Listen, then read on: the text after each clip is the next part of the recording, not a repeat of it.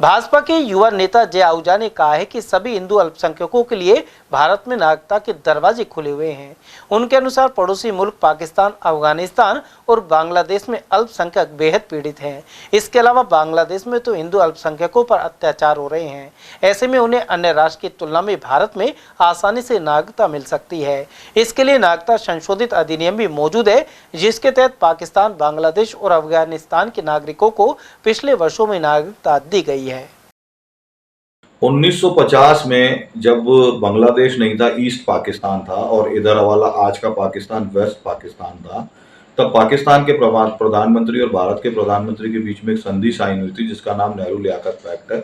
उस संधि के आधार पे भारत सरकार के लिए अनिवार्यता है कि इन तीनों देशों के अल्पसंख्यक जब भी भारत में आएंगे तो भारत उन धार्मिक रूप से प्रताड़ित अल्पसंख्यकों को भारत में शरण देगा। और 1955 के नागरिकता एक्ट के अनुसार सेक्शन 51A में उनको अन्य देश के नागरिकों की तुलना में जल्दी नागरिकता लेने का अधिकार भी है। उस कानून में कुछ समयानुकूल खामियां आ गई थी, उनको दूर करते हुए अभी आपने सुना होगा कि 2019 में भारत सरकार नागरिकता संशोधन अधिनियम लाई और 2024 फरवरी में उसको लागू भी किया। उस नियमों के तहत हमने पूरे भारत में घूम के हजारों लोगों के फॉर्म भरवाए हैं। अभी 2 दिन पहले जो रविवार था उस दिन भी अहमदाबाद में एक बैठक रखी गई थी जिसमें सीए को लेकर के हमारी गहन चर्चा हुई। As a CA activist Pakistan के हिंदुओं को लीगली रेस्क्यू करके भारत लाने के लिए मुझे पूरे भारत में सब बड़े लोगों के द्वारा बहुत स्नेह और आशीर्वाद मिलता है और इन लोगों की मैं सतत सेवा करने में लगा रहता हूं।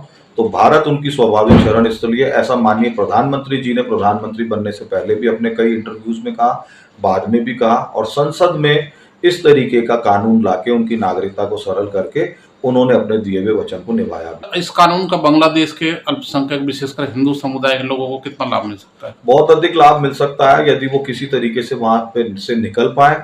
तो भारत में उनको शरण देने की अनिवार्यता 1950 की संधि के हिसाब से लागू होती है और जब वो यहाँ आ जाएंगे तो ड्यू कोर्स में समयानुकूल तरीके से हमारे यहाँ के उपलब्ध कानूनों में उनको नागरिकता मिलना